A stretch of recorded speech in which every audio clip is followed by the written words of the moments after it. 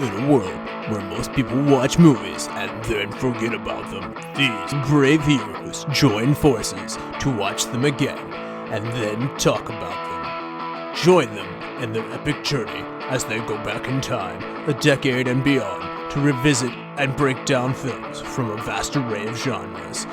Do these movies hold up over time? Are they classics? Find out on Retro Movie Roundtable. Starring your hosts, Brian Fry, Chad Robinson, Dustin Melbardis, Lizzy Haynes, and Russell Guest. Coming now to headphones in your ears. Welcome all you lords, ladies, and knights of the Retro Movie Roundtable, the podcast where we watch movies and then talk about them. I'm your host, Chad Robinson, and joining me today is my good friend and co-host, Lizzy Haynes. How you doing tonight, Lizzy?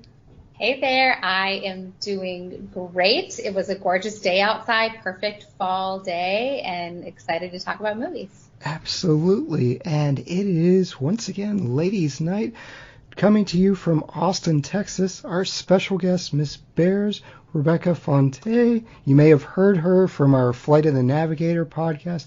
Bears, welcome back. Please tell our listeners about you, about your efforts with the Other Worlds Film Festival. Just fill us in on what you're up to. Sure. I'm glad to be back. I run the Other Worlds Film Festival here in Austin, Texas, which is the premier science fiction film festival in the entire country. We show movies from indie films coming out today to all the way back to classics. And last year we showed Flight of the Navigator, which was why I suggested it for the podcast. So I also run the Queer Festival in town, AGLIF, the All Genders, Lifestyles, and Identities Film Festival. So I split my time between two different festivals with two very different topics here in Austin. Very, very good. That's awesome. Yeah, we love our sci-fi here. So our listeners, we've been a little dry this year with sci-fi. We kind of had to put a moratorium on it last year of, hey, no more sci-fi. We got a lot. But this year, we need people like you, Bears, saying bring the sci-fi to the podcast. That's what our listeners want. So today, our warm-up questions, we've got sci-fi henchmen, and we've got Bond series. So Roundtable loves the Bond series. Iconic henchmen. Bears, we'll start with you. You're a Bond villain. Can you describe your henchmen? What's their name? What's their unique feature? And what makes them your head henchman? Is this an imagined henchman that I'm recruiting, or? I mean, if you have real life henchmen, great. You are way ahead of the game. I mean, I've always wanted a henchman that I would be able to just brain feed everything that's going on in my mind to, and I don't actually have to explain anything, and then they would just do all the topics for me. So I think that henchman's name would be Side Task. Nice. And it's a little bit like Odd Job, but it's a very specific, or maybe Multitask. Because it would allow me to do something else at the same time. And this person would be very organized and work very quickly and know what I need before I need it. And I think that would be a really great person for any villain to have, is somebody who is right up there intellectually with them, because the problem with most henchmen is they're usually pretty stupid, and so they're not very helpful when, they're fine in the first act of the movie when things are going well for the villain, but when you get into that third act and the protagonist is actually fighting back, henchmen don't last too long. They are really just fodder for the protagonist to push through until they get to the primary villain. All right, multitask. I dig it. I dig a psychically linked henchman. Lizzy, what do you have? So I am a peacemaker by nature, so to put myself in the shoes of an evil scientist feels hard, because anybody that knows me knows that the moment that the pressure's on, I'm just gonna cave. So my henchmen, I would need somebody that's willing to do the dirty work for me so that I don't have to do it, because I'm just too chicken. So I chose, I don't know if this necessarily counts, but I chose Frau Forbissina from Austin Powers. Yes. Because she does all the yelling for everybody. So anytime that there's any kind of an issue, I could just have her, send in the fem bots and it'd be great. I could just sit there and act like I'm super nice and agreeable while I'm taking over the world. There you go. Yeah, sometimes you've got to set up that henchman. You're the shadow organizer. That's right. So, yeah, I like that. The Oz behind the curtain. Yes, absolutely. I'll just go with like a ridiculous name like Scarlet Widow or something like that. I mean, we just have ridiculous names for all of our henchmen, but you got to go with a female assassin. Not only are they deadly with their weapons, their tools, but they've got the looks. No one ever suspects the absolutely stunning woman to just slit your throat in the dark. So she's going to be my operative. I am hiring Scarlet Widow. Bears, what's the last movie you saw? It doesn't have to be in theaters. Well, I just got out of Fantastic Fest, so I saw about 35 movies in 8 days. Oh my goodness! Wow. it was hard to pick one of those. So I'm gonna give up one that is coming out really soon. It's called The Banshees of Inisharan, which is the new Martin McDonagh film starring Colin Farrell and Brendan Gleeson. Really, really dark black comedy about two people who live in this tiny town on this island in Ireland, and they have houses next to each other, and they've been best friends for a long time, and then one of them just decides that the other one isn't interesting enough in order to be his friend, and he doesn't want to spend all of his time, just having stupid conversations. And so they develop this huge conflict between the two of them that brings the entire town wondering when they're ever going to make peace with each other. It's really funny, but also really sad because it's all about how alone you could be if you live on an island and you really don't have a whole lot of friends because there's not that many people there to begin with. Oh yeah. Make sure you are trapped on a desert island with someone you can tolerate. That's exactly. That's for sure. Lizzy? My husband and I actually had a double feature date night last night. So Ooh, awesome. We saw Don't Worry, Darling, and then the last movie, it was Smile. Oh, I'm jealous. I wanted to go. My wife chickened out. I saw Smile at Fantastic Fest, too. Yeah. Nice. Yeah. I loved it. I felt okay, so Chad, I know that you and I both are big lovers of The Ring, and it has big Ring vibes. Nice. So I think that you will really like it. I think it's virtually a pretty near perfect, cozy horror movie, if you will. Really good. Oh man, I am off all this coming week, and I will probably hit that up.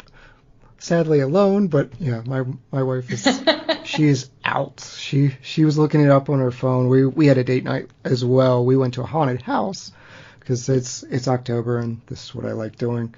She's like, if we're going to go see Smile, I've got to look up everything about it. I was like, no, don't ruin the movie.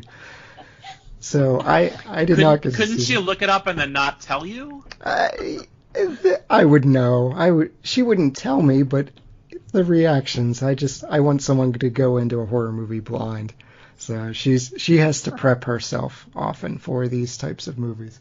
I do that sometimes. I do that. I've done that with several. I did not do that with Smile, but there have been 2 occasions where I have read ahead and spoiled the movie for myself and then declared that we have to turn it off because whatever I've just read, I cannot actually watch. And that was the sequel to The Human Centipede and Hereditary. Those are the 2 movies that I was like, nope, now that I understand what's happening, I'm not watching it. Oh, the internet's going to fight you over Hereditary. I'm on board. I'm not a fan of Hereditary, but yeah, that's I'm not either. One. Okay, all right, consensus.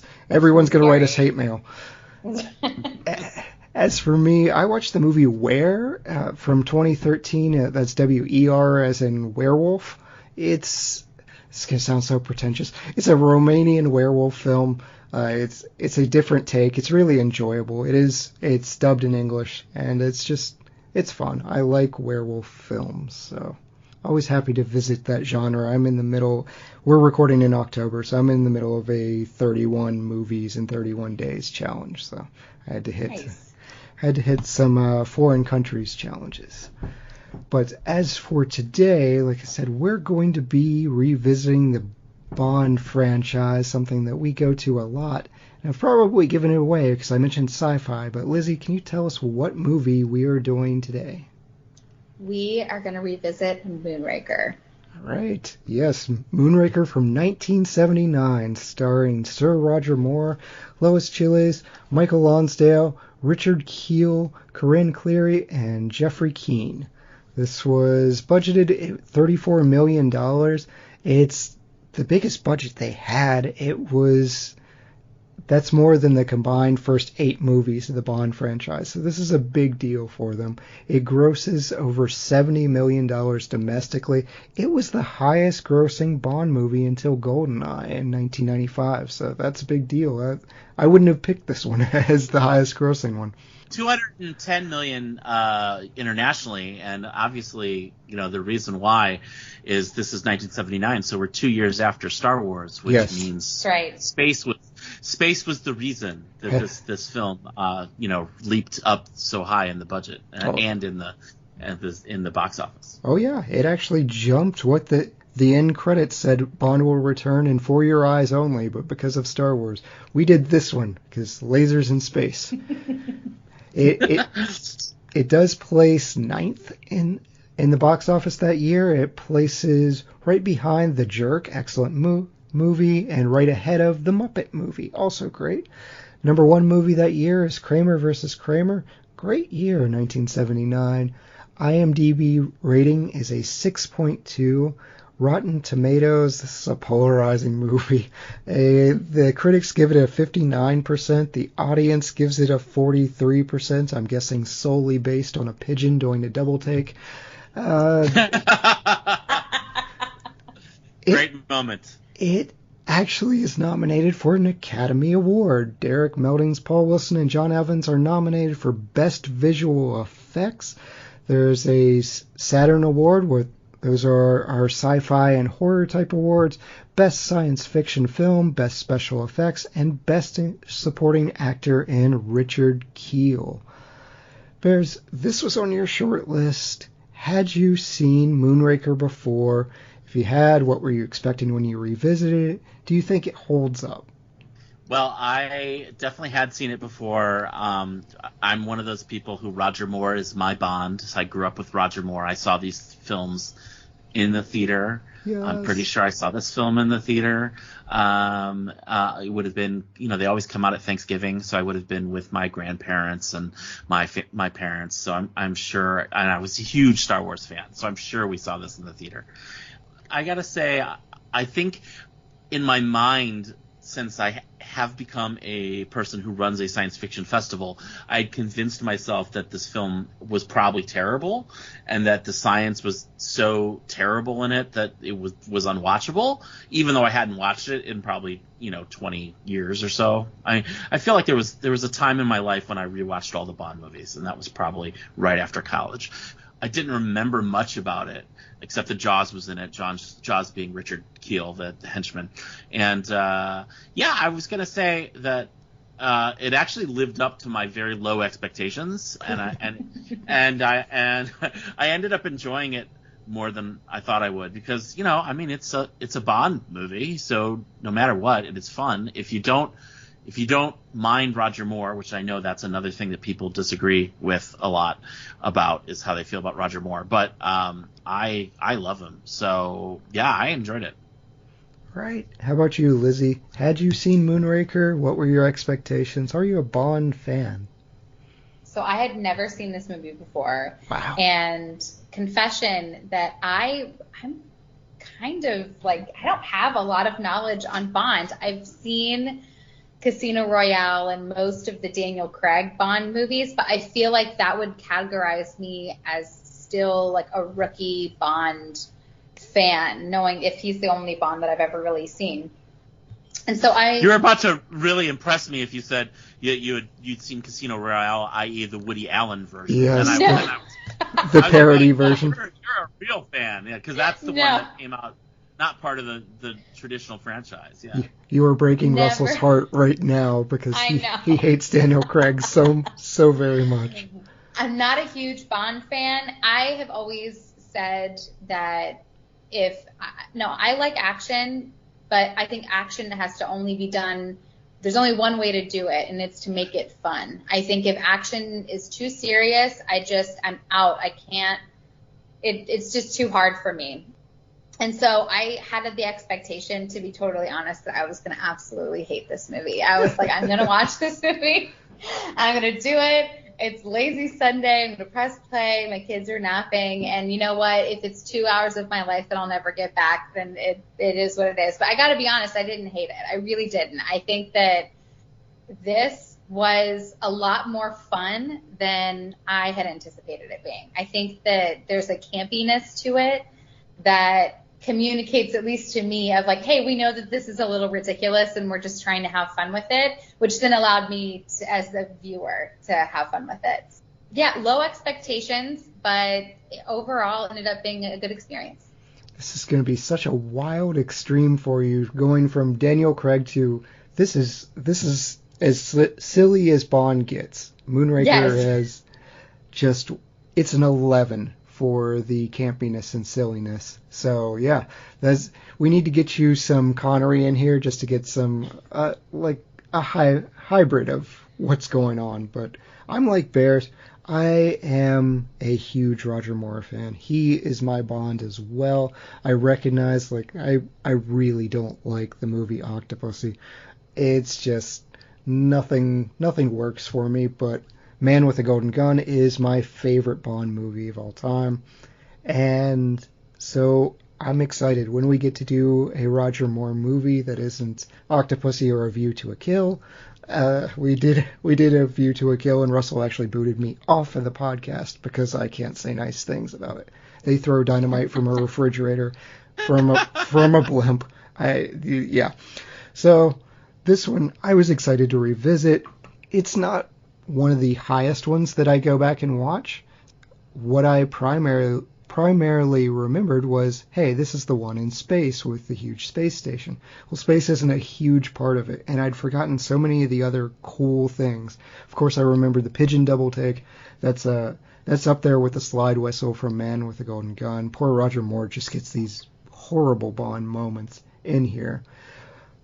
I think it mostly held up. What surprises me is some of the visual effects, because it's obvious when we're throwing dummies up in the air, and there are a couple other things that haven't aged well, like the lasers at the end. It looks like a 70s video game when they're troopers shooting lasers back at each other.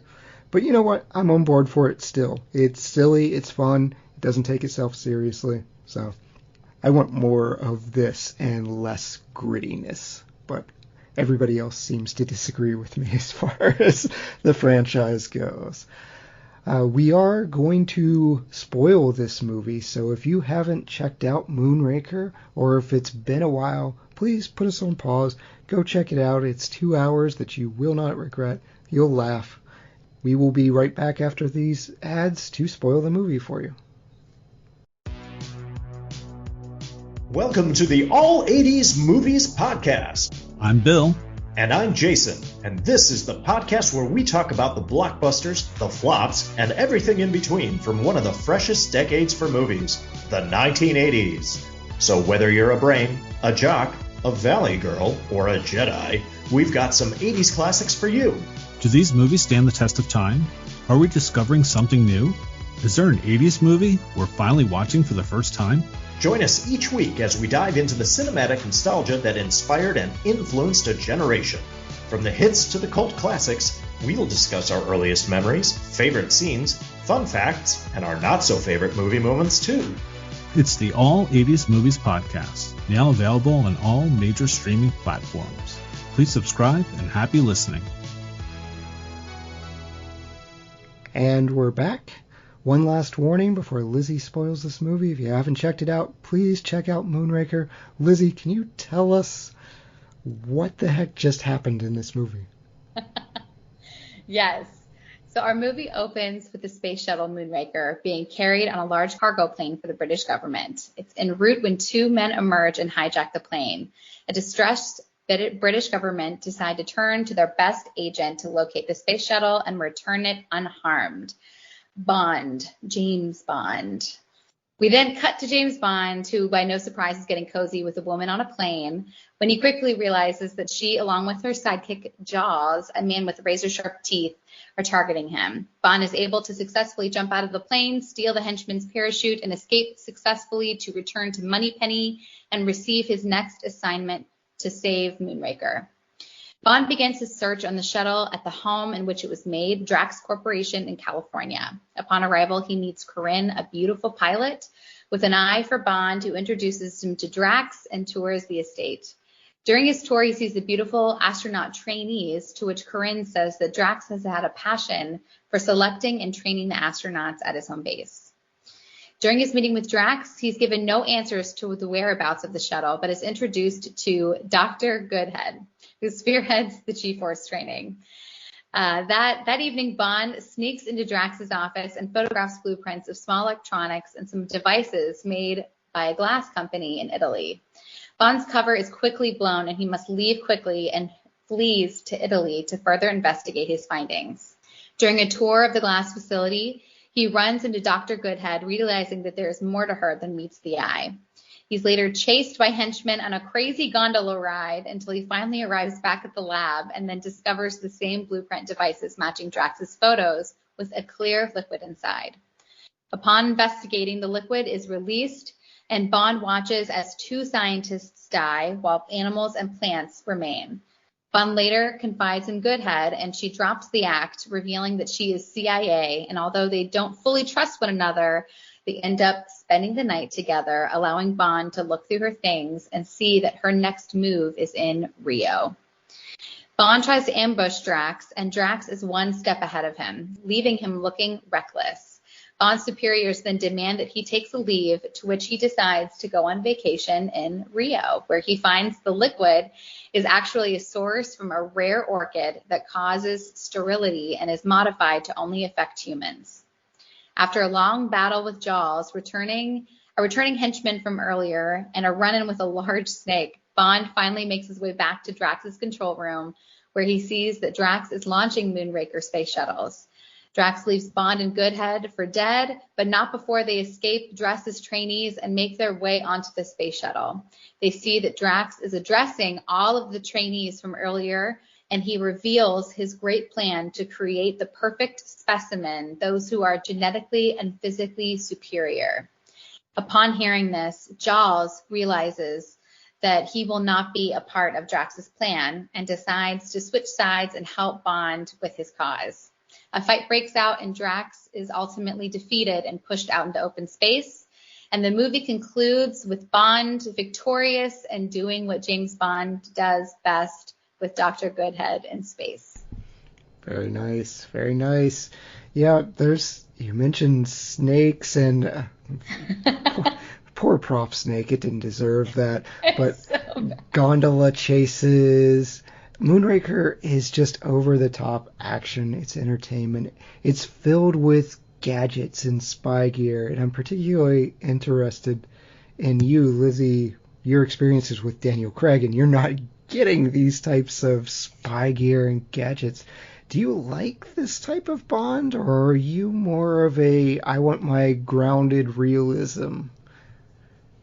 I think it's fun. I mean, I don't have a lot of experience with the Daniel Craig, so I can't really remember what comes to mind with him. But I do remember from the Kingsman movies, that's kind of like a little bit of a parallel to James Bond, I suppose, where so fun.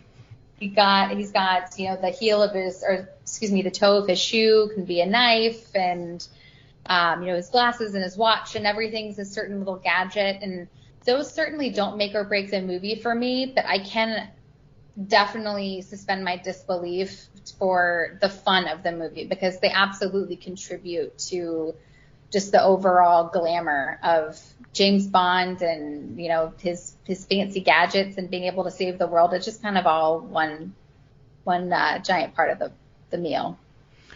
I think this is a film that has some of the most over-the-top gadgetry, though, because I think the gondola that's souped out with machine guns and becomes a hovercraft. Yes. I mean, that one. I had read some. I was reading some analysis of the film before, and people were complaining about that and how unlikely that was, and how it's like, well, how did that happen? But it is very clear that he knows the person who is, driving the gondola, or like whatever you call it, the gondolier, ahead of time. It's clearly James Bond's gondola, so it like intentionally was souped out. And right. I think you get all those sorts of things in this film, like that you wouldn't expect it anywhere else, but like in a Bond film, anything can happen. But especially like, oh, this gondola, like when we're all of a sudden a gondola, like some of the slowest moving boats in history become like speedboats in and out of the Venice canals. But that's what makes it so fun. Yeah, that scene in and of itself is so wild because it took him 5 takes, and you'll notice Bond's wearing a silk suit. 4 of the 5 takes, Roger Moore gets dumped in the water. It didn't work. And so they're down to their last silk suit they had to change out every single time. And they got it to inflate, and he made it onto land. But yeah, that entire canal scene, they have a 5 knots limit. So it's probably obvious to us now. It wasn't when I was a kid that the track is sped up. You can see that the boats are really sped up because there's a 5-knot speed limit. If you're not familiar with boating, that's incredibly slow. That is gondola paddling slow. So you can't have speedboat races in there. But yeah, that's a fun one. And Q, you're right, Bears. Q has some of I like his impractical gadgets. There's like a guy taking a siesta that opens up into some kind of sentry gun. And right. It's just like, what scenario would you use this for? And of course, for the kids that grew up playing GoldenEye on Nintendo 64, you have the Moonraker laser, and they are melting a face with this laser here. It never actually gets practically used, but you kind of want some face melting here. But he's got a lot of cool spy gear too. That it's like a cigarette case, I think, is being used to crack the safe, and so it's dialing in. And he's got his little 007 branded viewfinder camera, which is great stuff. I like that. For whatever reason, we decided to brand it. Like one of the eyes in it is one of the zeros for his 007. So the gadget that gets the most use though is the wristband dart gun. Yes. Which saves James on several occasions. It's one of the few times I think in the series where we see a gadget used more than one time. Yeah, absolutely. It opens up that air vent in the end, and bails him out of being fried. And it saves him from the gravitational pull of the training for astronauts, which is supposed to only go up to 7. Yes. What was 7 the unit Gs. of measurement they were? Yeah. 7 Gs. Yeah. Which, by the way, is my worst nightmare. Like, that's my ultimate worst. Like, that reminds me of have you guys ever been to, like, a state fair where they have that gravity ride? It's, like, the worst thing ever. I will never, ever go on it ever again. And watching Bond do it was triggering. Well, that one actually...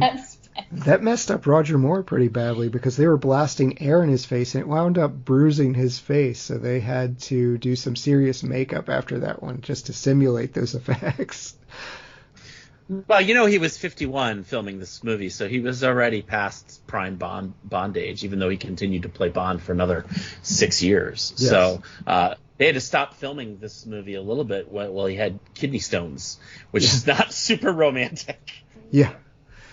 Yeah, Roger's a fun one to hear talk about all this. And it's almost like a rehash, but it's slightly different because we've got a Drax master race coming on here of an infertility plot. We see this on Her Majesty's Secret Service. Blofeld was going to make everyone infertile, and it was under the cruel guise of an allergy study. And as someone that suffers from allergies, I really don't appreciate that. But Drax is breeding what turned out to be Parisian models. He's picking them to repopulate the Earth, which is all kinds of creepy, and he doesn't seem qualified, but nevertheless, Do you like Hugo Drax? Bears, we'll start with you. Is he the kind of deliciously evil bad guy, or is he missing the mark in your Bond rogues gallery? I actually think he's one of the dullest Bond villains. I mean, first of all, it's fairly obvious that he's the bad guy from the very first time they meet, right? So it's like I don't even know why the movie goes past scene 15 when they're in his mansion, which he's moved stone by stone from France into California for seemingly no reason, and because he could. Because he could.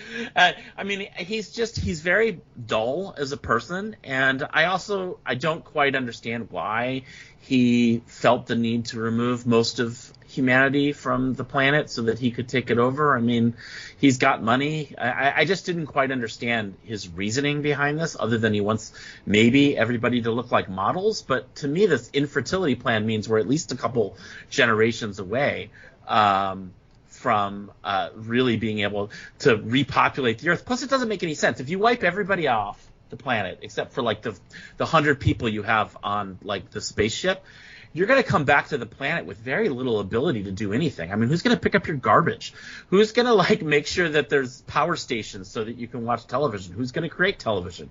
I mean, it just makes no logical sense. Who would want to live in that world? He's super impatient, too, because the entire plot around stealing the Moonraker, which ultimately gives him away, is he had a failure in one of his other 6 Moonraker stations. So instead of just like building a 6th one, he steals one that's being carried on an airplane that weirdly has all its fuel on it. And yeah, he's just like, they said, why did you take this? Why did you fake this? He just goes, we had a problem with another one. Like, oh, yeah. Okay. You're just super impatient. I guess I get it. Why not? To borrow a line from Zoolander. But why male models? Yes. So Lizzy, did you enjoy Hugo Drax? Is he your kind of bad guy? There's some with you. I think to me the best villain of all time, rather than necessarily naming a specific villain, but just I want a villain that gives me layers so that I like them so much that now I'm kind of feeling conflicted as to whether or not I want him to be successful. And like a Hannibal Lecter, if you will, like somebody where it's like, I know you're totally evil, but there's just something about you that now I find myself intrigued by you. And so I would have appreciated a little bit more layers to Drax. I appreciate that this isn't that type of movie, but then I would argue, well, if you're not going to give me layers, then at least make him funny, give me like a Dr. Evil or something that I don't know. I feel like he really lacked any kind of depth. I mean, no offense to Michael Lonsdale, but I just kind of think you could have plucked anybody and put them in that role. And I think he's pretty forgettable, unfortunately. No offense to him, but that's my take. Yeah, Bears kind of hit right on it for me. He looks evil, and good for him. Maybe that's just what they're going for, but you're unable to suspend your disbelief of, okay, this clearly is the bad guy. The second you meet him, bad guy eyebrows, like right there, you know. So I can see where you're coming from, Lizzy, where even with Thanos, like you meet half of the population, you're like, okay, Thanos, you have a point. I can understand snapping your fingers, getting rid of half the population. Like on any given day when I'm driving, I kind of wish there would be a Thanos snap.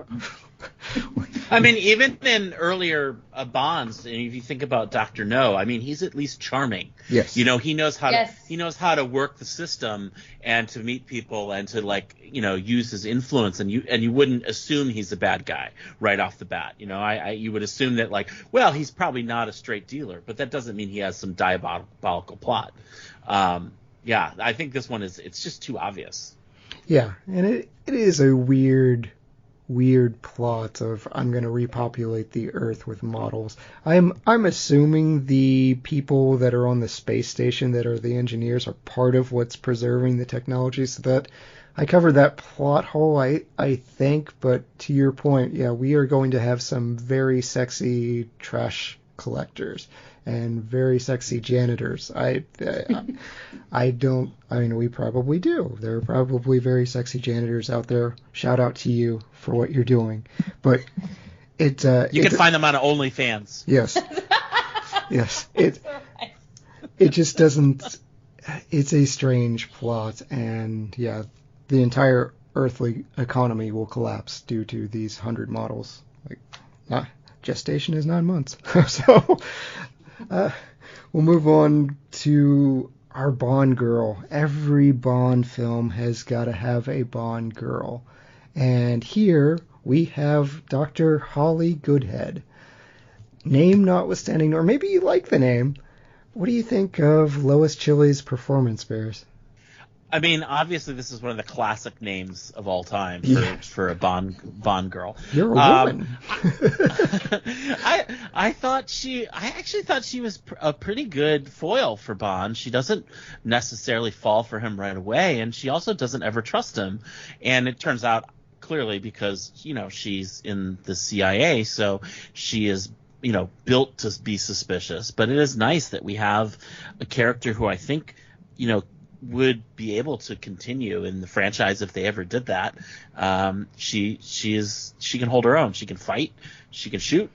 And she's not an idiot. So she's not just somebody who looks pretty in a dress. Whereas I think the pilot of the helicopter is definitely somebody who just looks pretty in a dress, and she gets fed to dogs.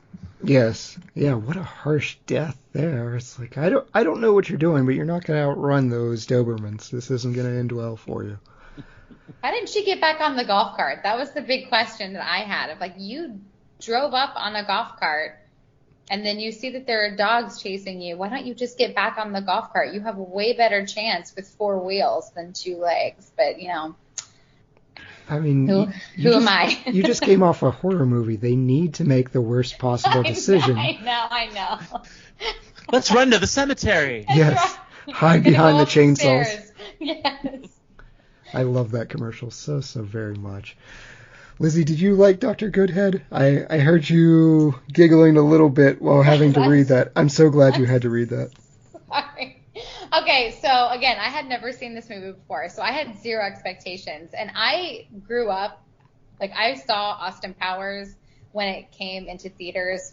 I remember the Ivana Humpalot character and being like, oh my gosh, and having 0 context and knowing that the movies are heavily satirical for James Bond. But seeing this, it's like, okay, so Dr. Goodhead, that's funny. And then Drax is like, okay, we're going to take you to go see Dr. Goodhead. I'm like, surely this is going to be a male doctor. They aren't going to be that obvious that this is a woman saying, hi, I'm Dr. Goodhead. And I was just like, okay, you know what? They did it, and they sure did. Name aside. That's one of those amazing things, just to quickly go back to that, though, that as a child just flies right over your head. You have those movies where you watch them when you're a kid and then you revisit them as adults, and then you can appreciate the humor so much more now that you're old enough to understand it. So as far as her as an actual character, I liked her. I appreciated that she was, as Bear said, that she was independent and she could hold her own. She was kind of a little bit like an equal. But I gotta say, I felt like I had whiplash with this movie because I know that Goodhead is the official Bond girl. But in the beginning, he's groping that woman on the plane. I'm like, oh, this is the Bond girl. Oh, nope. Okay, nope, she's not. She's bad. Oh, okay. Oh, so this is woman with pilot, Corinne. Oh, nope, because she gets eaten by dogs, and Bond doesn't even care to go back and figure out what happened to her. Justice for Corinne. And then he has his fling with Goodhead, but then he goes to Rio and just completely forgets about Goodhead, and then it's all about Manuela. So then I'm just like, I have whiplash with you. I think that you have a problem, Bond. I think you need to, maybe look inward and figure out why. It is clearly his weakness, but yeah. Yes. Usually at least in these earlier ones, the first one, maybe even 2 women that you meet, one of them's dying a horrible, horrible death. Rest in peace, Strawberry Fields. She is the one that gets famously coated in gold. As far as names, I really want you to see Honor Blackman as Pussy Galore. Like, we are not... That's a real thing. We are just not trying. There's plenty of Tool. That's another one. I mean, there's fantastic names. And Dr. Goodhead is right up there with just... I feel like the just resentment coming from Lois Chiles when she meets Roger Moore, she meets Bond for the first time, because Bond's being a jerk. He's like, you're a woman, and he's obviously making reference to the name, but there's also a little bit of she's a doctor, she's a scientist, she's an astronaut, and then he doubles down on it. He's like, oh, so you're training to be an astronaut. And she whips out all of her credentials and just like, I'm right up there. He's trying to explain all of these things to her. I hate the term, but I guess what they're doing is it's mansplaining back in the 70s. Like, he keeps trying to explain things that she already knows and is an expert on.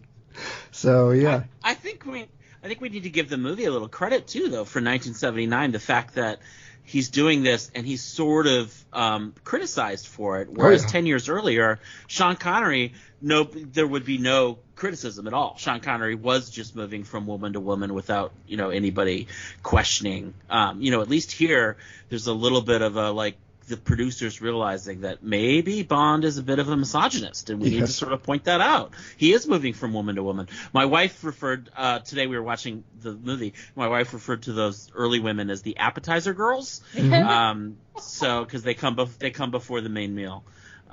So yeah, there is always those. Often one of them is bad, so that's pretty consistent. But for as far as Bond girl goes, I mean, she can hold her own. She can fight. She's smart, and she doesn't take a whole lot of crap from Bond. She calls him out on his poor manners. Yeah, she is right up there with Tracy, who ultimately marries Bond. It's one of those weird stories, but Tracy Bond is probably the ultimate hold your own. But Dr. Goodhead here, you're right. She's very qualified. She's very skillful. She does disappear halfway through the movie, and then we find her sitting in a conference room, which is a bit strange.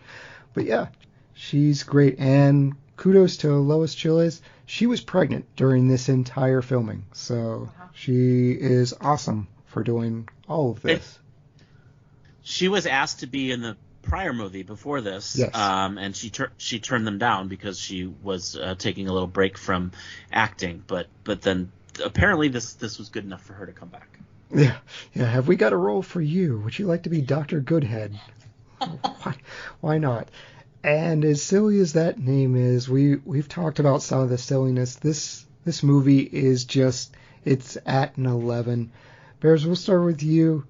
What was your favorite thing? Because we've got to have fun with this type of movie. What's your favorite silly thing that happened? What's something that kind of made you cringe?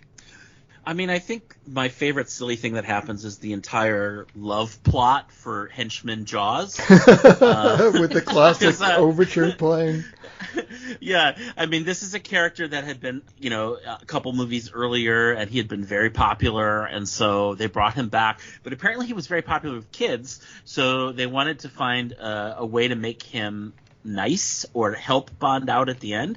So they give him a love interest about 2/3 of the way through the film, who then he's 7'2", Richard Kiel, so he's gigantic, and he meets this tiny little diminutive girl who looks like she's on the cover of the Swiss Miss cocoa bottle, and she's like a tiny human, and somehow they end up on the space station for Drax, and the way Bond gets him to join up, like you said, is Jaws realizes that he's not going to be part of the perfect human plot. But also, I think more importantly, neither is his new girlfriend, who is tiny and although very attractive, not necessarily a model or svelte in the way that you have to be an astronaut. So the reason Jaws switches is for love, and he gets complete redemption by the end of the film. And even though he goes spiraling out in a piece of the spaceship, we are told,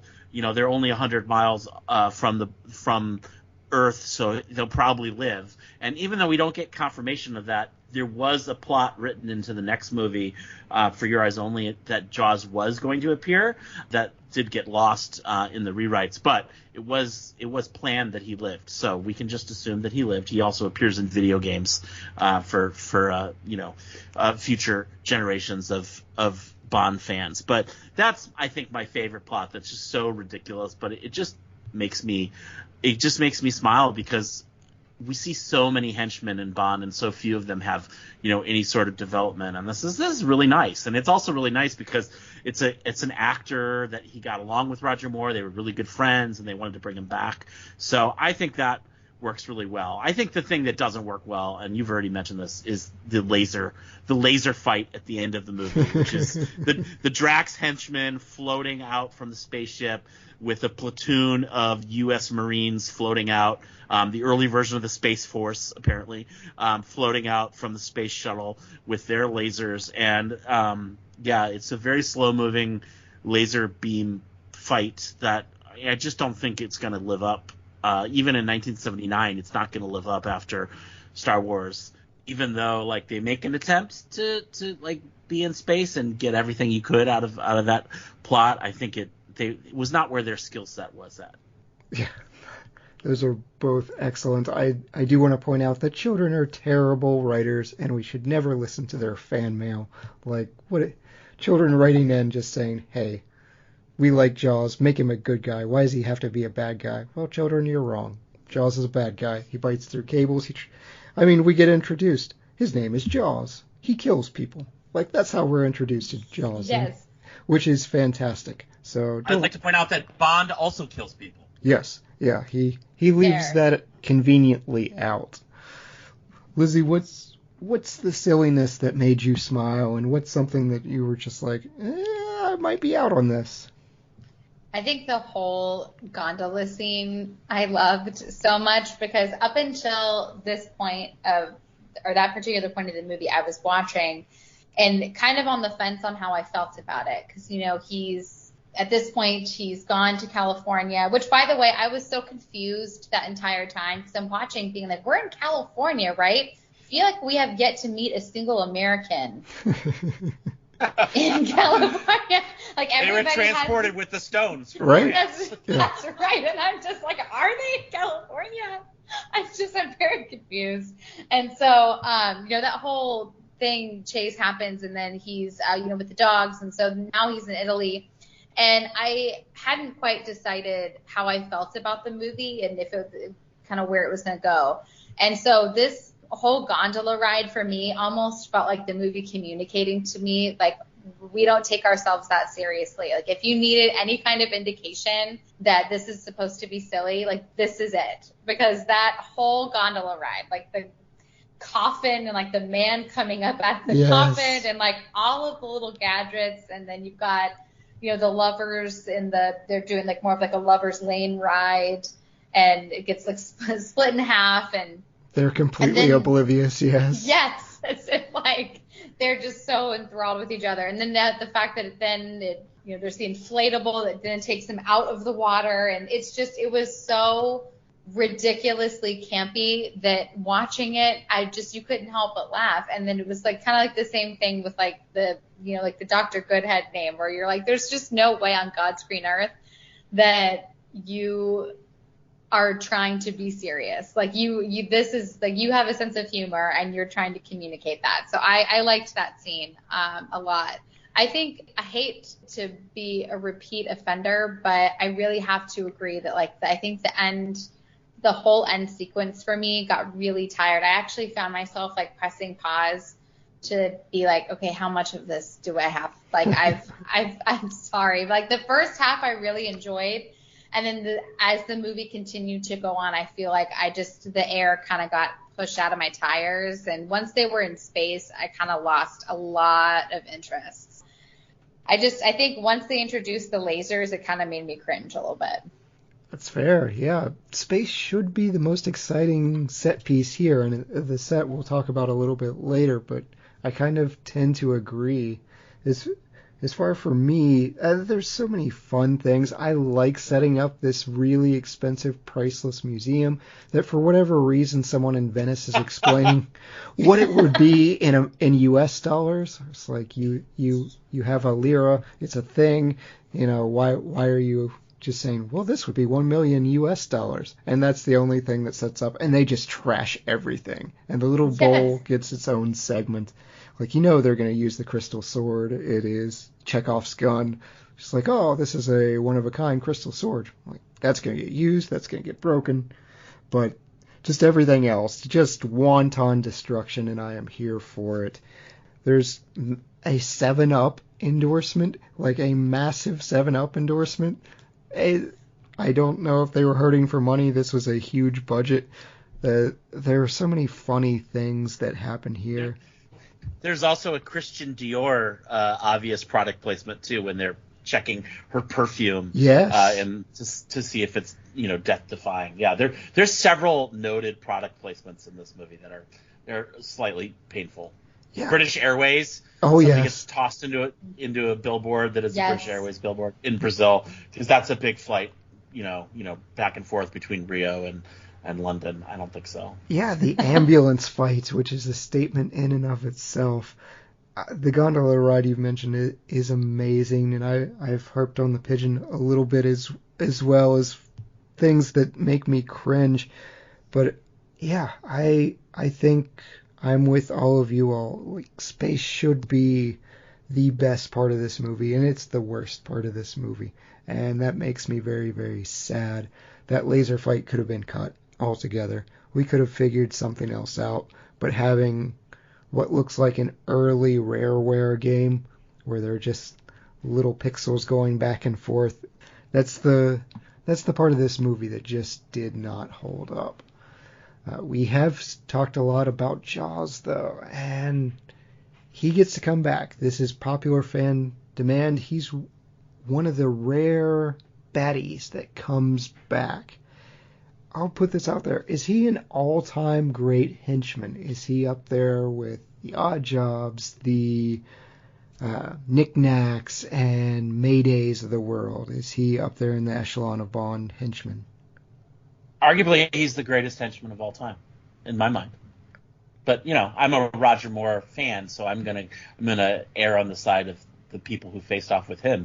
But because he gets that character development of changing from being a bad guy to being a good guy and helping Bond, I mean, you can't expect any other henchman to have that. I think to get that kind of like depth in henchmen, you have to wait until like an Austin Powers movie where they actually spend more time on the henchmen than on anybody else.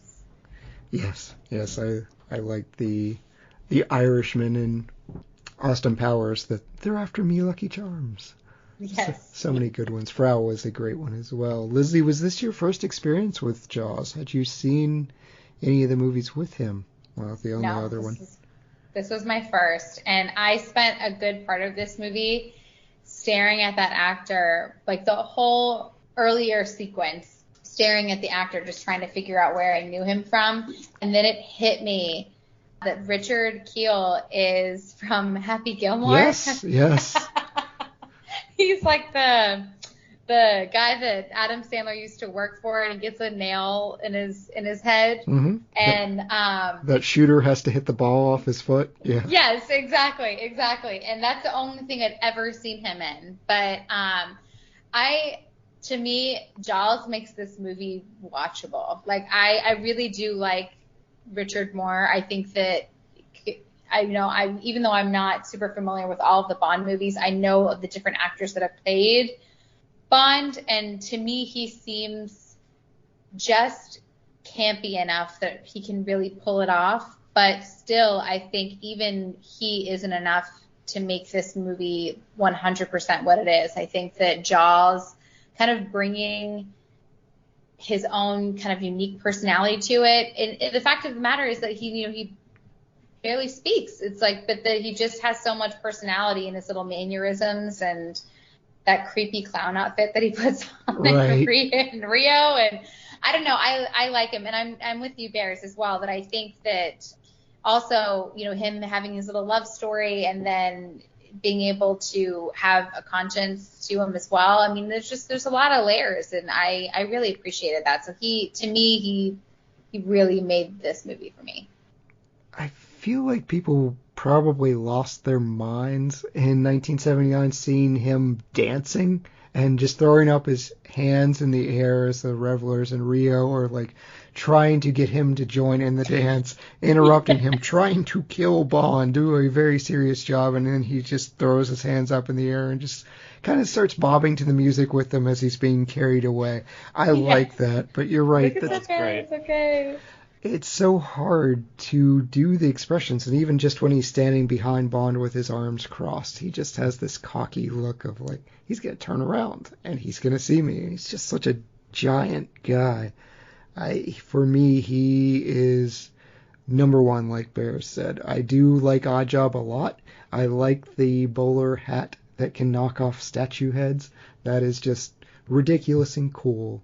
But Jaws has actually both of them do have a Mythbusters episode dedicated to them. They actually tested if you could produce enough bite force to cut through a cable car rope. The answer Oh my god. The answer is no. So oh. Yeah, I know, spoilers. So what he was biting through was licorice, which is better or worse depending on your opinion of black licorice. But yeah, they actually made the teeth from these films and tried cutting different things. They got through a lot, but not cable.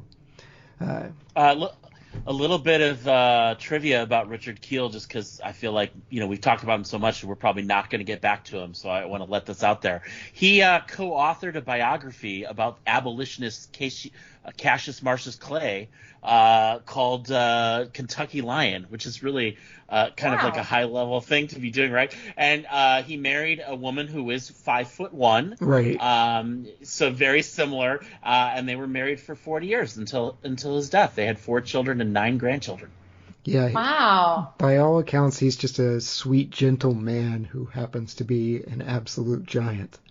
So that's awesome. I didn't know about him co-authoring a book on abolitionists. That is awesome. Yes. Thank you for that. Last thing I'll bring up, Russell loves his skiing. This movie is much warmer locations. We are in Venice. We're in Rio partying. California, I guess counts, but to Lizzy's point, there were times I'm like, they said California, right? Like, where? Cathedrals? What is happening? But I'm not sure they shot that in California. I'm going to be honest. I think part of that, they brought the French mansion brick by brick, was because they really had access to a French mansion, and not anywhere in California. This was a Anglo-French French production, so they probably had to shoot something in France in order to get the money. Yeah, that really wouldn't surprise me. I didn't see if they actually filmed it in California, but that was probably to appease the American audience. But do you like our locations? Do you like going to these warmer weather environments where we get anacondas and we get gondolas? I have a lot of opinions on the locations. Let me first say the one location that you didn't talk about, because it's like a non-location, is the air. In the opening sequence, when they jump out of the plane and they're falling through the air, it's actually one of the best pre-title sequences in Bond history. Agreed. Which is it's like a parachute fight. It's simple, like with the Daniel Craig movies. Eventually, they started being like 25 minutes.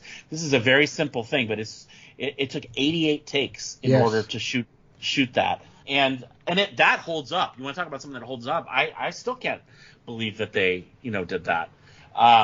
But as far as locations go, you've got some amazing set designs that were created, especially for the space station. But the place I really love is in the Amazonian jungle when they go upriver and somehow manage to see a Mayan temple, right, which would be in Central America, and then go inside the Mayan temple, and it's apparently hollowed out with a waterfall and a pool and some sort of giant, computer systems inside there. So that location is ridiculous, but but it still was amazing. Like, I still enjoyed it, even though like I've been to like I've been down to the Yucatan Peninsula enough to know, like, all of the things that they were showing were not naturally occurring towards, anywhere together. And there is actually no orchid that killed out an entire group of people because it led to sterility. That's all fake.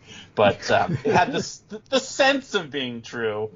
I don't know. I'm just wondering if there were any, like, Mexican American scholars, who watched this and thought about the Mayans. Yeah, I thought they were going for Aztec, and Aztecs were not in Brazil at all. So it's like, okay, we just want to have a really cool indigenous temple for no good reason, which, whatever. It was a cool temple. It had a snake. It had one random dumping point for Bond that he just happened to be standing on. Like, that's the little launching platform that the women throw him in. Yeah. They could have just had it in Mexico, instead of, if they really wanted to do something that felt like they were pulling from the Mayan culture, they could have just done that. And then they probably could have even played into the idea of the extinction of the Mayans in general, maybe like pulled from actual history and then kind of taken some artistic liberties. Who knows? That could have been kind of cool. Yeah. I mean, Mexico has Carnival, so I'm not sure why they went to Rio. I mean, the whole idea of going there in the first place seemed kind of like an unnecessary location. They went to Venice in search of, like, glass, which then they realized was, like, being used to, like, to hold this virus, right? And then they went to Brazil for reasons I'm sure we were explained, but I don't really remember. But that's where they saw the ships taking off from there, like that there's a giant space base coming out of Brazil. I think someone would have noticed that. Yeah. Our satellites are completely useless in this entire movie. Exactly. Lizzy, do you like our jet setting locations? Yeah, I'm not mad at them for sure. I mean, I've been to Italy. Italy's gorgeous.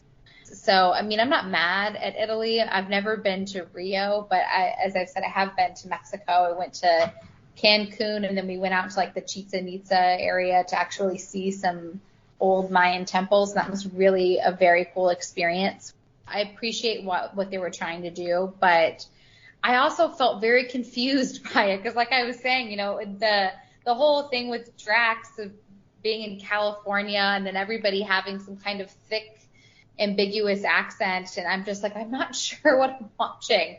And I think with the glass being done in Italy and then the orchid being done in Rio, I appreciate why they wanted to do all of that, but I think there could have been a little bit more of a natural cadence from place to place.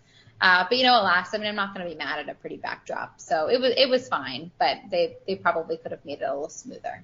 Those waterfalls in the Amazon where he hang glides over, those are stunning. And we get a beautiful shot, too, of the woman under the waterfall that kind of just acts as a siren, and Bond can't resist because here's a beautiful woman in a white dress under a picturesque waterfall, luring him to his death. But he's like, I might be able to sleep with her. Off I go.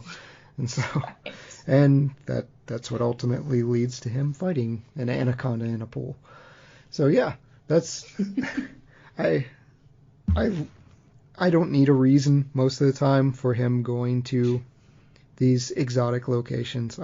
It's just all part of Bond. It's flimsy. It's just, here's a cool place that we want to go and film with beautiful scenery, and we want to do some crazy stunts. This time in a gondola, and this time in a cable car, or in a speedboat with mines, and blow things up and toss dummies into the air. All that's good stuff for me. We will talk about our cast a little bit. Mentioning this is a Roger Moore Bond. Bernard Lee, he's our M in this movie. This is his final appearance. We've talked about Lois Chiles with Holly Goodhead. There were a lot of people up for this. Barbara Bach, who plays Anya in The Spy Who Loved Me, she was scheduled to come back, but she was dropped a few weeks prior to filming. Frank Sinatra was offered the role of Drax, and he was also offered the title sequence instead of Shirley Bassey. So I think that's intriguing to me. That would have been cool. Yeah. Also offered singing the title song Kate Bush. Okay. All right. So Ooh. Running Up the Hill. I was going to say, that's back. She's back in a big way right now. I didn't see that one. This is 1979. She hadn't even run up that hill yet, But but she had visited Wuthering Heights, which was her big hit that came out in England in '78. So she was very new and fresh. Yeah, I like Shirley Bassey's voice so much. The theme doesn't work for me that well, but it's hard to imagine a different voice.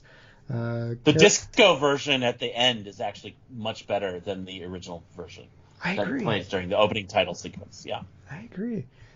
Carol Bouquet, she was interviewed for the female lead. She winds up, if the name sounds familiar, she's the lead role in For Your Eyes Only. We get a Charlie's Angel, Jacqueline Smith. She was originally cast as Holly Goodhead, but conflicts with that show caused her to drop out. We do get Tanya Roberts later on, so we do get our Charlie's Angel fix.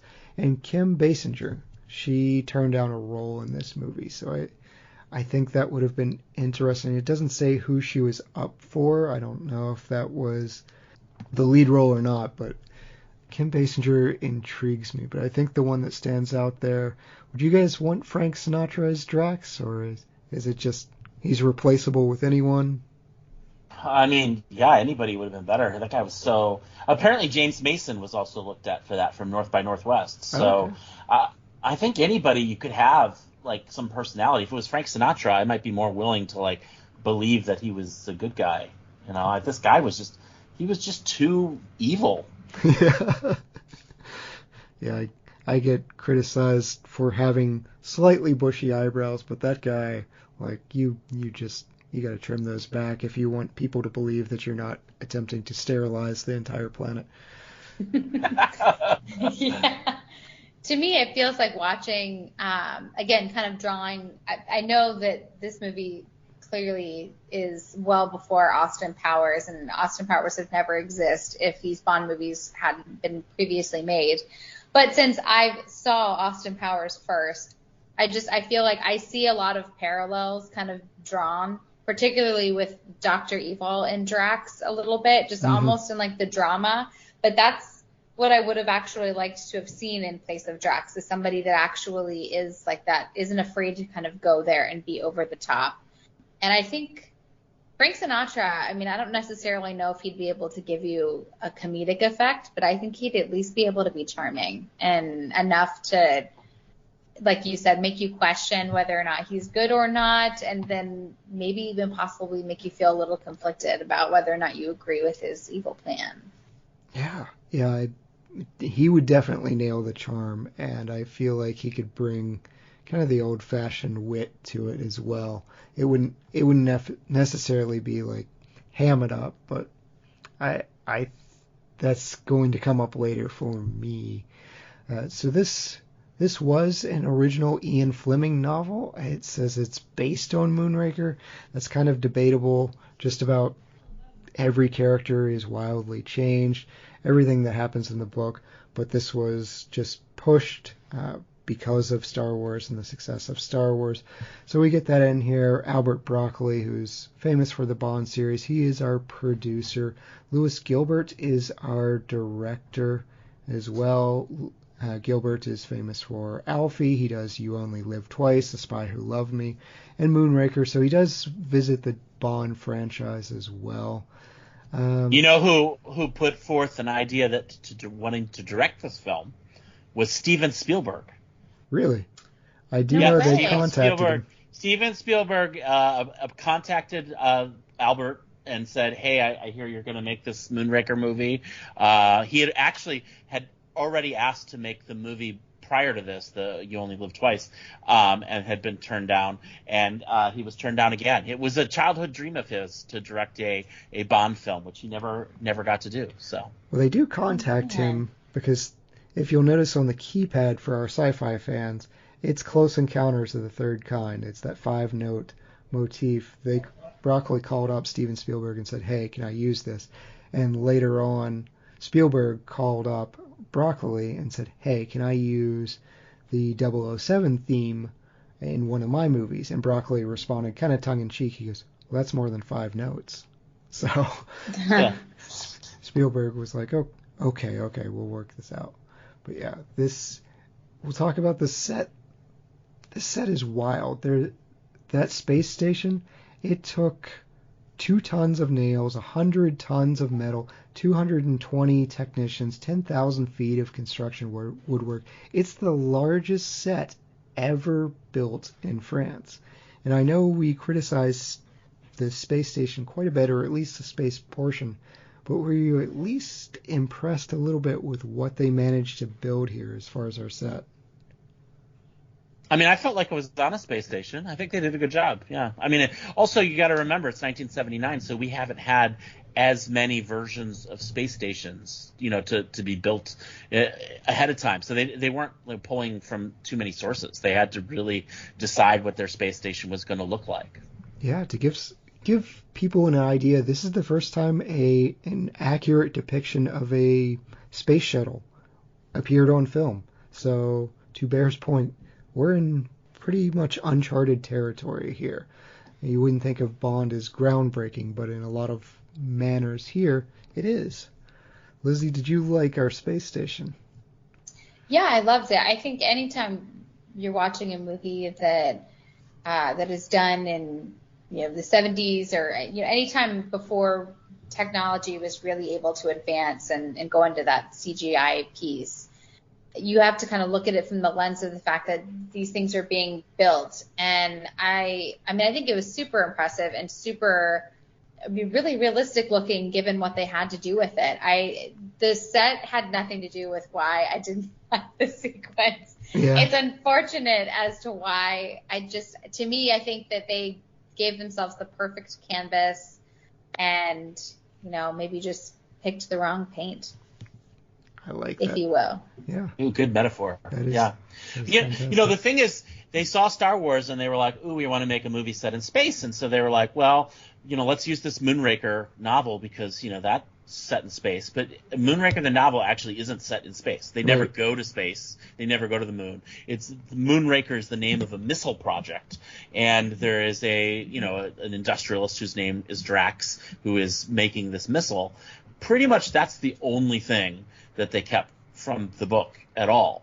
So to me, when we're talking about going to space and whether that was not as interesting as some of the other locations and why they needed to go so many locations, like you got all excited about making this movie because you wanted to go to space, and yet that's 1/4 of the location and probably the dullest part of the plot. It's very simple once we get up there, and the shooting down the space pods at the end is like it's a bad video game. It doesn't even live up to Stay on Target with Luke going down the trenches of the Dark Star.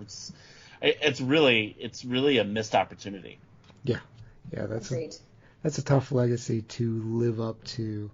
Wardrobes, costumes, and makeup, I always feel like they're a whole lot of fun. Bears, start with you. Comments on our Bond wardrobe, whether it's the women, whether it's Bond himself. Well, the women's dresses look amazing. Yes. They are these flowy, soft silks. I mean, it really feels like it's pulled right out of the pages of fashion magazines of the time. And so that's really great. And then you've got the fun costuming in Rio when you see Carnival, and that gives a real sense of life. I think the astronauts' uniforms or the uniforms when they're up on the space station are pretty damn dull, and could have been. Yeah, I think they just look like janitors. Mm-hmm. And Bond doesn't get to particularly wear anything interesting. He's just wearing jackets, and he there's no undercover aspect of this other than I guess wearing the janitor space suit. So okay. Lizzy, how about you? Did anything wardrobe, costume stick out to you? Yes. So, well, first I think bears to your point, I think the absence of a tuxedo stuck out to me. I don't know if I recall him. I don't ever remember seeing him wear a tuxedo. He did once, which, yeah. To me, it's just like that's the staple of every Bond picture. So I think the fact that he didn't wear that more often stuck out to me. But one thing, I guess, is just also bears to your point, the flowy dresses, particularly their nightgowns, really stuck out to me, because I think that is something that I think has changed so much in our culture. And like, Bears, you can tell me if you will agree with me. It's like, women, we go to bed. I think in the 70s there was just like, really any time before, I would say maybe the 90s or early aughts, there was just like this glamour kind of constantly. And then I think slowly we've shifted into comfort over glamour, which I'm not fully mad at, but I don't own any fancy flowy nightgowns. And I'm like watching them as they go to bed. And I know that they're, of course, setting a scene for like this, like love making with Bond. But I'm also just like, man, I need to get me like a flowy silky nightgown. Like, I need to feel like fancy when I go to bed. I agree. Yeah, they made the women look so beautiful. Yes. For their showdowns with Bond, whether the showdown was fighting or sexual. But yeah, I think that the nightgowns are something special. You guys are on Adore Me in the middle of watching this, like, wear a sexy nightgown. I had questions, like, here's where my mind goes to, is what is the dress code for Drax Industries? Like, they have no uniforms. There are guys wearing gis for no reason. I don't know if it was an official rule or what, but I don't think a single employed woman was wearing a bra during any of his work. Yes. The dresses were beautiful, but that became obvious of just wear whatever you want to this professional industry in the 70s, and that does not happen. Like, you cannot show up in a gi to work in an industrial job. That won't fly. But I guess we had to establish that this person is of Asian descent, so we're going to put him in that. I will point out, this is really interesting. This is the only Bond where his signature gun isn't present. He actually doesn't have his Walther PPK or P99. And the only time he shoots anything is the one guy trying to kill him during the pheasant scene. So Roger Moore has a famous He says that he distaste. doesn't like shooting. Yeah. Yes. Yeah, that's real life. Roger Moore has a distaste for blood sport. He genuinely didn't like that pheasant scene. I'll talk about that in a minute as well, but it's genuine disgust from Roger Moore, so he's not a fan of that. Our special effects, I did mention, we called up Steven Spielberg for the keypad.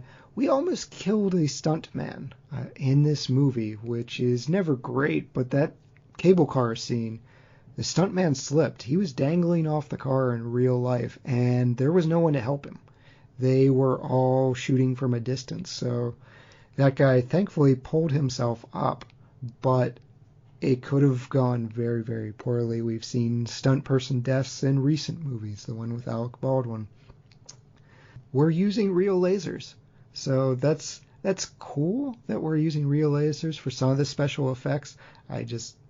I wish it had shown up better in the end product. Any comments on the special effects, the stunts? Any stunts stand out to you that you guys like? Well, I already mentioned the opening sequence with the jumping out of the plane. I think that still holds up and is phenomenal.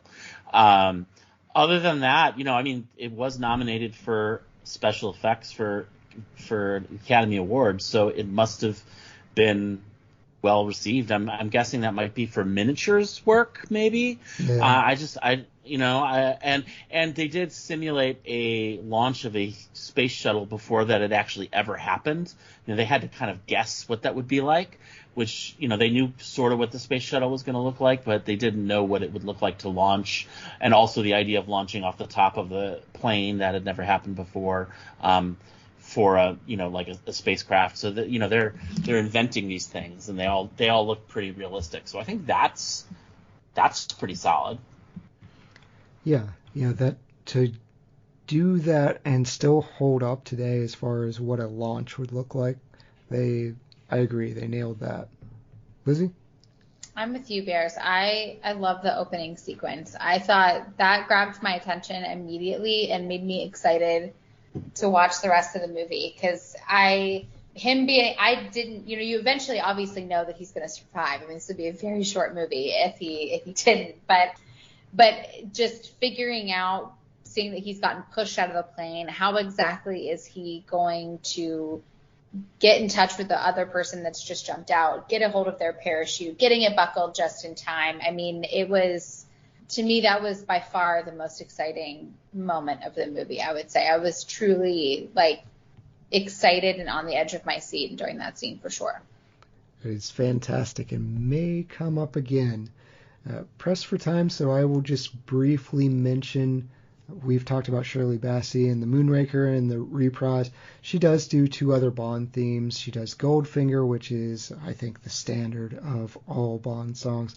And she also does Diamonds Are Forever. So this came to her kind of through serendipity, because a lot of people, Frank Sinatra turned it down, Johnny Mathis was approached, Mathis was unhappy about it, he drops it, so John Barry winds up offering it to Shirley Bassey just weeks before release. So she had very little time. It's still a great song. She's got such a wonderful voice. So pressed for time, but I will throw out a little kudos to Shirley Bassey. What I do want to throw out as far as kudos are movie superlatives. So are you all ready to hand out some awards for us? Yes, let's do it. Let's do it. Bears, who's your MVP of Moonraker? I think it's going to be pretty obvious from the conversation we've had. I'm going to say it's Jaws. Oh, wow. Richard Kiel. Great choice. Okay, that's excellent. I love me some Jaws. Lizzy, who's your MVP? I put Roger Moore because I tried to imagine this movie with Pierce Brosnan or Daniel Craig, and I really couldn't. I feel like Roger Moore, and to be fair, I'm not I don't know a lot of his work, so I'm really green when it comes to his filmography, but I really enjoyed him in this movie, and to me this was a fun watch in the sense that there was a campiness and had some kind of satirical moments dripped in there, and I don't know if the Bonds that I know could have done that. So I feel like kudos to Roger Moore for being able to make that happen. He definitely has his unique stamp on the franchise, and he's my pick too. I think he's just so charming and classy, but he's also not afraid to have fun during those silly moments. So my favorite Bond, I have to pick him for my MVP, although I do love Jaws. Bears, who is your best supporting actor? Well, since I already picked Jaws for MVP, I feel like I can't do that again here. So I'm going to give a shout out for supporting actor to Desmond Llewelyn, who plays Q.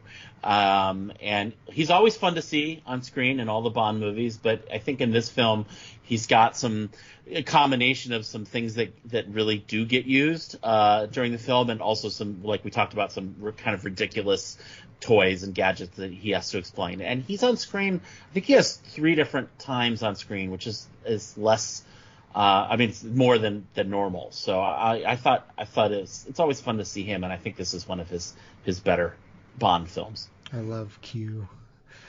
Lizzy, who's your best supporting actor? So no surprise here, but this is where I chose Jaws. I love Jaws, and I think we've talked ad nauseum about how Drax is kind of just forgettable, and so I think without Jaws, you really don't have much on the villain side of things, and so I really think that he makes this movie what it is, and just elevates it. Yeah, we are stride for stride, Lizzy. I went with Jaws as well. You got to get him in. Bears probably did the right thing with MVP. He's just wonderful. Yes. Not enough praise can be heaped in Richard Kiel's direction. Hidden Gem, there's a lot of fun stuff going on. Bears, did you pick the pigeon? I did not, but I did love that. I think that's, I didn't notice it. I think my eyes had looked away from the screen, and my wife was like, "Oh, you got to turn that back." There was the pigeon just did a double take. You had to do a double take for the pigeon double take. Exactly. I'm gonna give a shout out to Sir Frederick Grey, who plays the Minister of Defense, because he sets up maybe the greatest Bond line of all time, at least the greatest Roger Moore Bond line, when he says, "My God, what is Bond doing?" Oh, yes. And Q says, "I think he's attempting re-entry, sir." So, yeah, we had seen, I think that actor had been in a couple other Bonds as the same Minister of Defense. So he doesn't get a whole lot of screen time, but he does end up playing like the very dull bureaucracy that compares to Moneypenny and Q and M that we have at the Ministry. That is wonderful, and I can't wrap my head around 0G sex. Like, that doesn't work. Lizzy, what's your hidden gem? My hidden gem is the gigantic rubber snake that Robert Moore. I almost picked that. I did. Would have been 3 for 3. My oldest son has a gigantic stuffed snake that we got for the zoo for him, and I've got to tell you, it looks like scale for scale, like that snake. And to me, I mean, obviously the snake is very real as it's going into the water, and then it slowly gets larger and larger in size as it's wrapping its fake body around Roger Moore, and that was like I audibly laughed watching that, just because it was so campy and ridiculous, and kind of go back to Jaws, it reminded me a little bit of the Happy Gilmore scene when Adam Sandler fights a gator. Yes. And it's like they're trying to make it look fake for comedic effect. That's really how that felt to me, and it just made me laugh out loud. Yeah, rest in peace, Goofy Prop Snake. That's right. I went with the Parade Revelers. I mentioned them before. If you can get Jaws to dance and go along with you while saving Bond in the process, you are the hidden gems of this movie. You saved Bond's life through dance and just having a good drunken time. So, kudos to the Rio Revelers. Bears, who are you recasting? I feel like we're going to be hard on one individual. I think we're all going to recast Drax. Yeah. We've already talked about some specific choices that they had at the time that they didn't go with, so I'll give one that I've just been thinking about from the time period that I think could have been interesting. I'm going to go with a young Donald Sutherland. Actually, he could have been an American industrialist. I think that would have worked. That would have helped a lot, but he has sort of a lanky frame that I can see him thinking that he knows better than the rest of the world as to what humans should look like. I love that. He had just done things like MASH and Clute. He had won a big award for Clute, and he had done Fellini's Casanova. So like he had just done Animal House. He was definitely somebody that people would have gotten excited about seeing, but he wasn't a huge name yet. So. I love that. Lizzy, who are you recasting? Well, no surprise that I'm recasting Drax. Yeah. And I wanted to replace him with Tim Curry. I think that I think would be able to match the campiness. And honestly, I cherish Tim Curry. To me, he is such a Renaissance actor. He can do so much. He has so much range that if you wanted him to be just like completely evil, disgustingly wretched guy, I think he could totally play that. But if you wanted him to be funny and cheesy and campy and kind of go along with this world, I think he could do that too. I think he could be a hybrid of everything. I think he would have brought so much charm to such a forgettable role. I will never reject a recast with Tim Curry. Love him. Every time he shows up in an episode, it's like, okay, we know who our MVP is going to be. It's yes. Tim Curry. You can't help it. Love it. I went after poor Drax too. Poor Michael Lonsdale. Like, you don't deserve this. You just need a different role. But the mystique of the bad guy being slowly revealed, it was just ruined by his face, and that's an awful thing to say. But I want Sinatra. I want this handsome guy who I can believe is going to be like, hey, I want models repopulating the earth instead of looking like Michael Lonsdale. You want someone that's charming and just kind of oozes suave and sex appeal, and I think someone like Frank Sinatra with those piercing blue eyes, like, he's that guy. So, yeah, I want Frank Sinatra here. Best shot, and I'll be honest, I found this movie to have a bunch of great shots, but Bears, what is yours? I think we mentioned the fight in the glass factory, the glass museum. There's a particularly good moment in it where they're fighting next to a stained glass, the thing that you see at the back of a chapel, the rose window. Oh, yes. And they're moving closer and closer to it, and then you get revealed that there's a party going on down there, and then he gets pushed out of that window and ends up in the piano. And Roger Moore's got a great one-liner where he says, "Play it again, Sam." Yeah, stop misquoting Casablanca. Darn this movie. Yes, but I really enjoyed that scene. That blue light in the scene, and yeah, you're right. Yeah, that was gorgeous. Lizzy, what's yours? So I went with, to set up the context, Bond's in Rio, and he sees the beautiful woman dressed in white, and he follows her into the lair. And this all setting up the scene with, him fighting the gigantic rubber snake.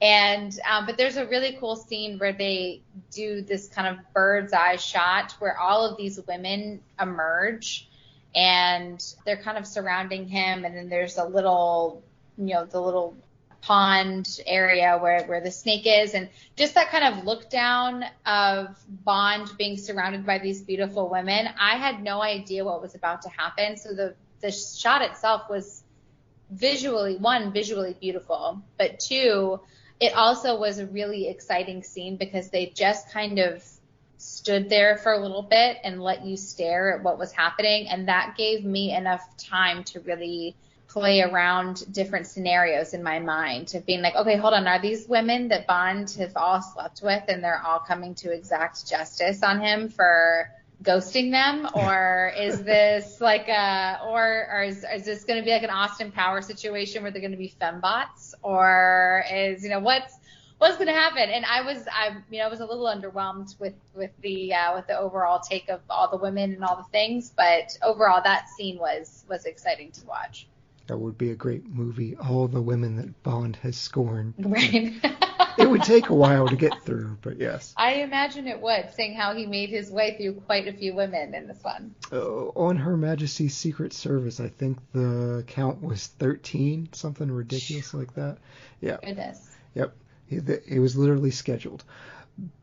My best shot was, we mentioned the wonderful parachute fight, but there's a tracking shot where you just see hands as he's tracking the man falling with the parachute, and before he just makes himself fall faster, you just get these wonderful shots during that fight. So the entire thing was amazing. Like Bears pointed out, they did 88 jumps to do it.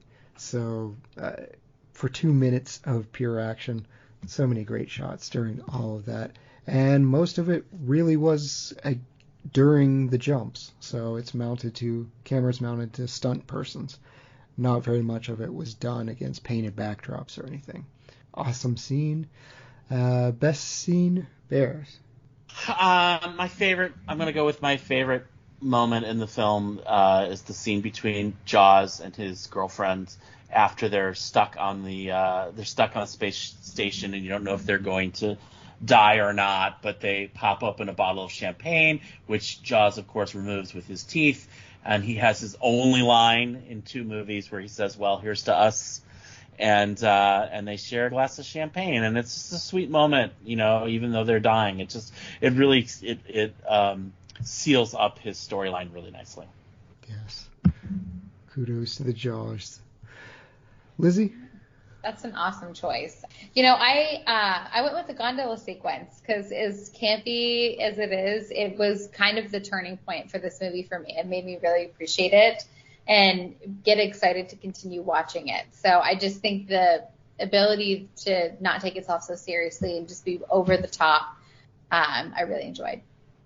Excellent.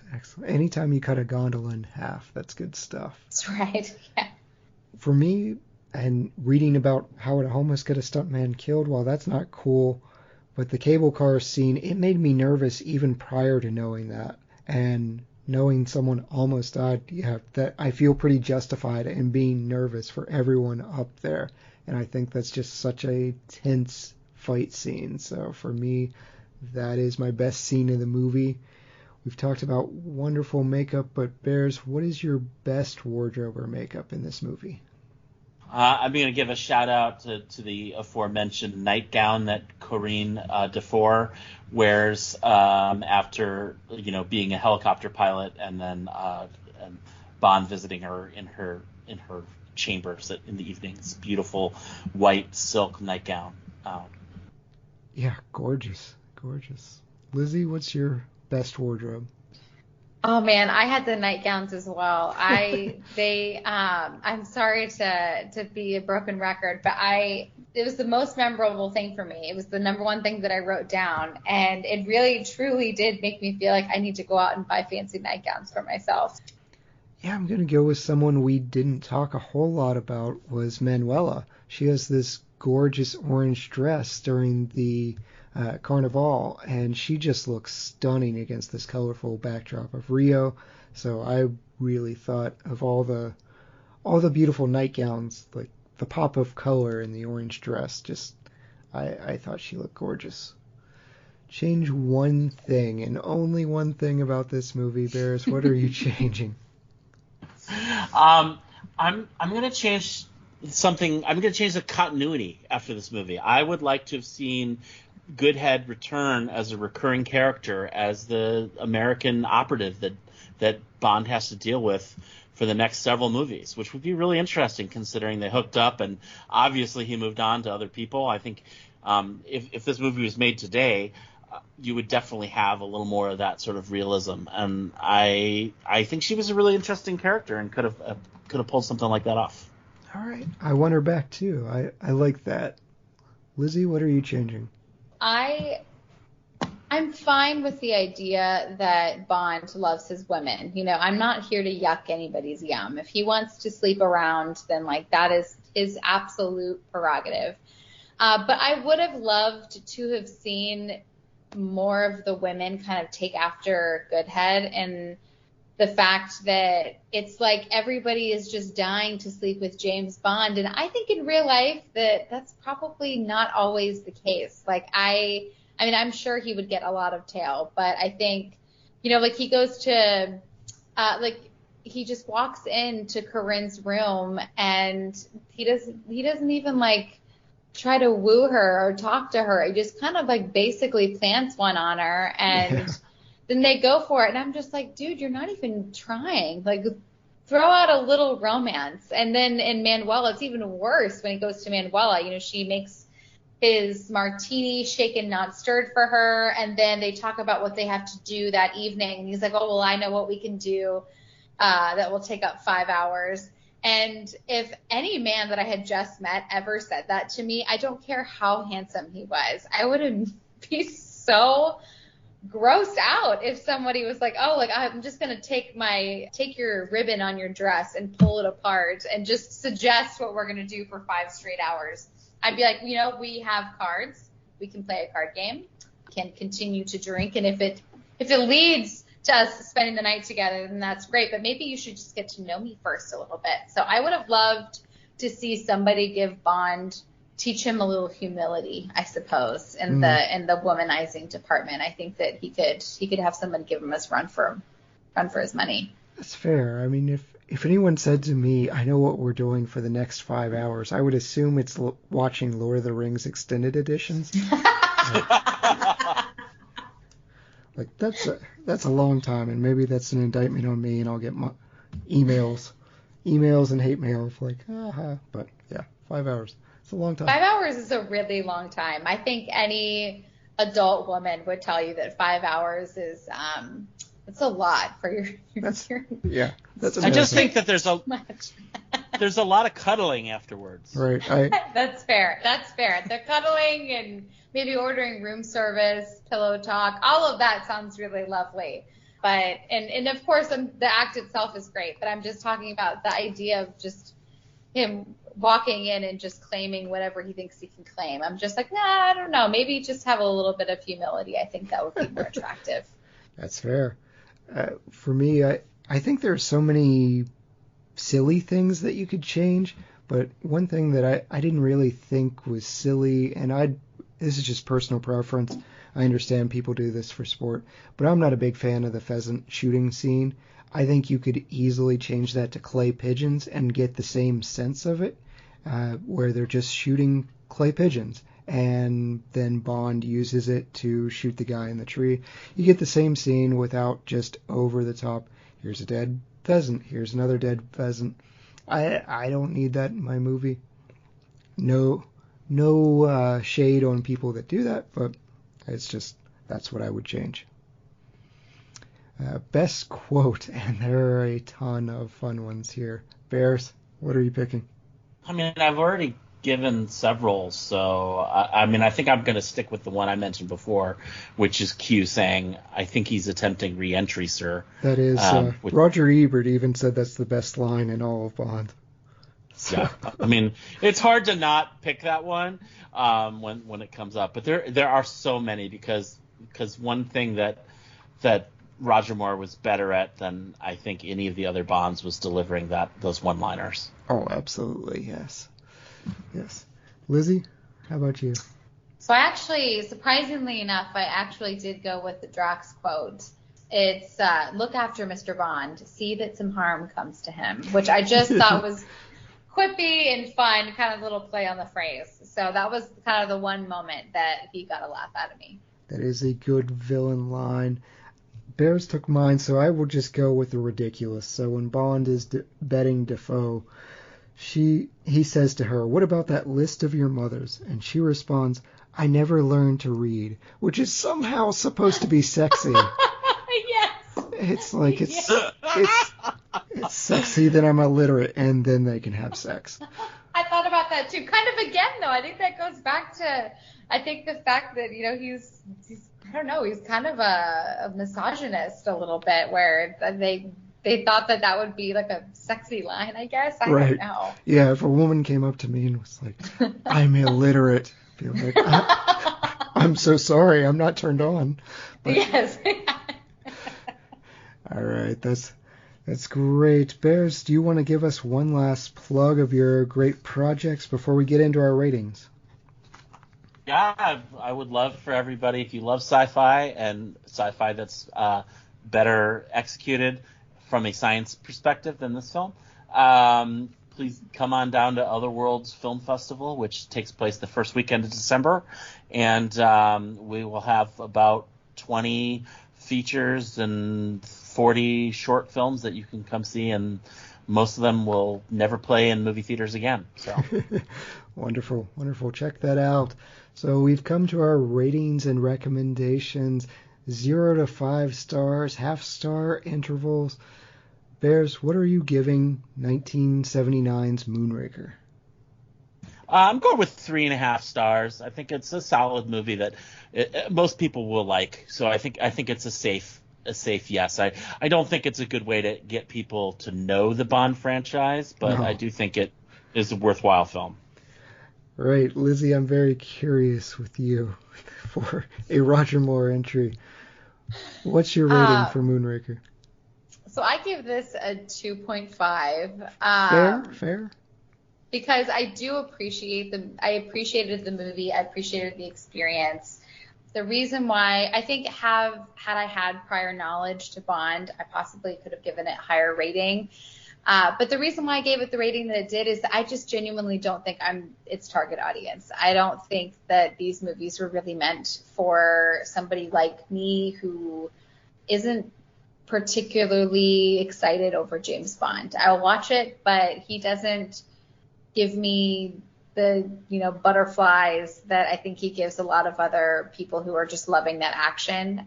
it was a nice entry for sure, because like I said, I don't want anything that's going to take itself too seriously. But overall, pretty average experience for me. I feel so bad. I feel like I'm completely betraying Russell's because I know he's. Don't feel bad. Don't feel bad. This is why we have different perspectives, and I think it's wonderful. I think that's great, because it's no fun when we all just have the same thought process and we're all like, we all like the same thing. So that's awesome. I'm so glad we have your perspective.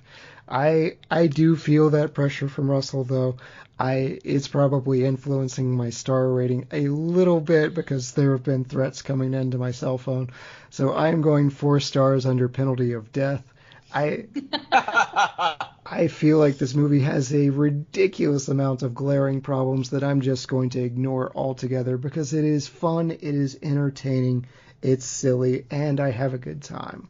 If I'm looking at it critically, it's probably below a 2.5. But I'm not a critic. I had fun. 4 stars for me. And talking of big star movies, we are going to do some Veterans Day movies coming up. We're doing our salute to services. Our option number 1, Top Gun from 1986, as students at the United States Navy Elite Fighter Weapons School compete to be the best in the class. One daring young pilot learns a few things from a civilian instructor that are not taught in the classroom. Option 2, Rambo First Blood Part 2, 1985. Rambo returns to the jungles of Vietnam on a mission to infiltrate an enemy base camp and rescue the American POWs still held captive there. And option 3, Iron Eagle from 1986. A young pilot plans a rescue mission when his father, an Air Force colonel, is shot down over enemy territory and captured. What are we doing, Lizzy? I just saw Top Gun Maverick, and it was unbelievable, so we got to go Top Gun. All right. We're going to turn and burn Highway to the Danger Zone. Excellent. It's overdue. Bears, thank you again for joining us. Thank you for rejoining us, I guess. Thank you, Lizzy. Thank you, all the lords, ladies, and knights of the Retro Movie Roundtable. We invite you to reach out to us. We want to hear from you. Please subscribe, rate, review us on iTunes, Spotify, Stitcher, wherever you get your podcast. Give us a like on Facebook. Follow us on Twitter at movie_retro. Email us at retromovieroundtable@yahoo.com. Producing and providing this podcast is fun, but it is not free. There are hosting fees, things like that. We invite you to show your support for us at Patreon, patreon.com/retromovieroundtable. Any contribution is much appreciated and goes towards making this show better for you, the listeners. So as always, thank you for listening to us. Be good to each other and watch more movies. Lizzy? We're going to need a bigger boat.